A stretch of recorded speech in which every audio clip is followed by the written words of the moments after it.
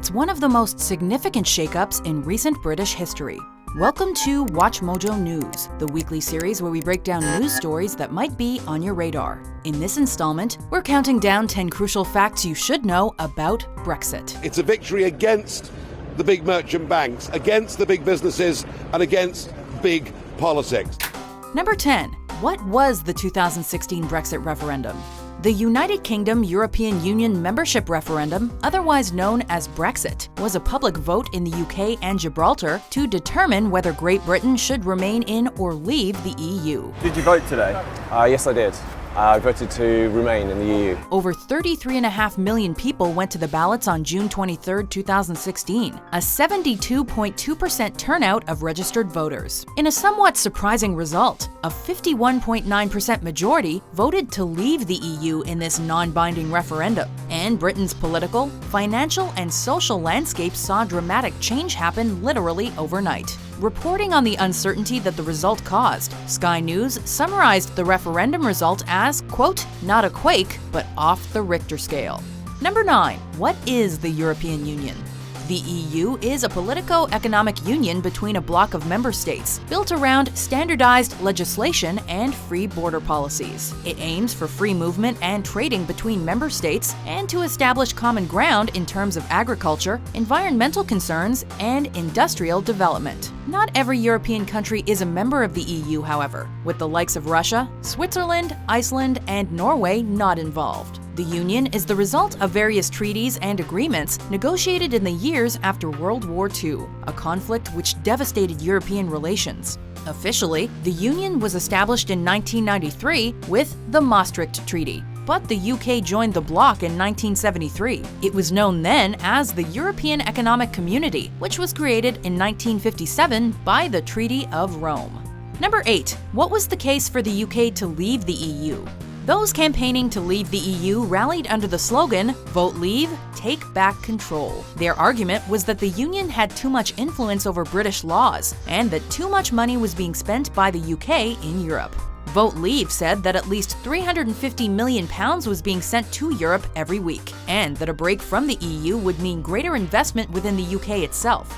Immigration policies were also at the center of Vote Leave's campaign. Any of those people, if they wish, can come to this country. We have no control. The only way we get control is to vote to leave the European Union. They attacked Europe's open border system, which they said allowed immigration to get, quote, out of control, putting a strain on services like the National Health Service and impacting security.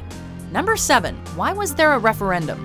Though there had been calls for a referendum for years, plans for a vote were initially announced in January 2013 during a speech by Prime Minister David Cameron, in which he promised an in-out vote should the Conservatives win the next general election. If you get me as Prime Minister, you get that chance to have that in-out referendum. Cameron did win the 2015 election, and in February 2016, he announced the EU referendum date, after high-profile negotiations with the EU. The PM had been trying to bolster Britain's position and influence within the Union, but Eurosceptics criticized his efforts. What they've tried to do is to build a political union without consent. Former London Mayor Boris Johnson labeled Cameron's achievements as, quote, two-thirds of diddly squat. Number 6. Who opposed the Brexit? The issue of Britain's membership in the EU proved hugely divisive in UK politics, splitting members from all the major parties. David Cameron led the Remain campaign under the argument that Britain was, quote, stronger in Europe. I was absolutely clear about my belief that Britain is stronger, safer, and better off inside the European Union. Officially, the Labour Party, Liberal Democrats, and Scottish National Party opposed Brexit. Although some leading party members have been criticized for not supporting the cause as much as they should have, including Labour's Jeremy Corbyn. Outside of Parliament, various support groups were set up for the Remain campaign too, including Academics for Europe, Environmentalists for Europe, and Scientists for EU. Number 5. Who was for the Brexit?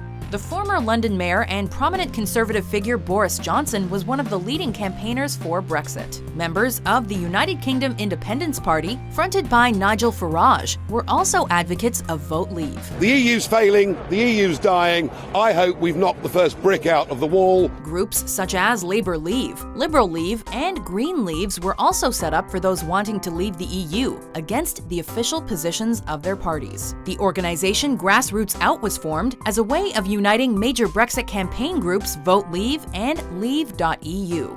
Early opinion polls had suggested that Britain would vote to remain in the EU, and during the early stages of vote counting, some prominent figures had accepted a loss. But the final result proved different. There are 17 million people that voted for Brexit. It's a victory for ordinary people, decent people. Number 4. What were the results of the referendum? Let June the 23rd go down in our history as our Independence Day. The polls closed at 10 p.m. in Britain before an unexpected victory for Vote Leave became clear. 17,410,742 people voted to leave the European Union, a majority of 51.9% to Remain's 48.1%. The division between the countries of the UK was stark, with Scotland and Northern Ireland voting in the majority to stay in the EU, and almost all of England and Wales voting in the majority to leave, although the majority of London voters chose to remain. Some of the most significant victories for Vote Leave came in the middle of England. It gained a 59.3% majority in the West Midlands and a 58.8% majority in the East Midlands. Number 3. What was the reaction of British politicians? The United Kingdom, a place whose very name after this week's events is beginning to sound a bit sarcastic. Hours after the result was announced, David Cameron appeared before the media outside number 10 Downing Street and resigned as Prime Minister and leader of the Conservative Party. The British people have made a very clear decision to take a different path. Cameron also indicated he did not believe that he was the right captain for Britain in the wake of the referendum.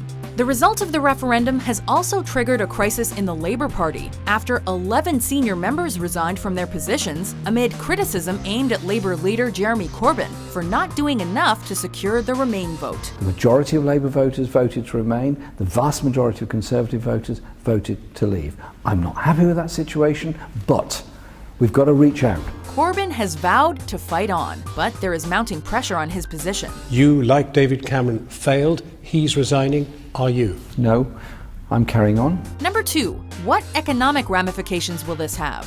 Immediately after the referendum result, the value of the pound sank to its lowest in decades as economic uncertainty set in. As Britain had voted to no longer be part of the European single market, investors and analysts showed concern for the country's future as a major trading force. Though separate trade agreements are set to be made with EU member countries, Britain cutting adrift from the bloc was seen as a major risk by many.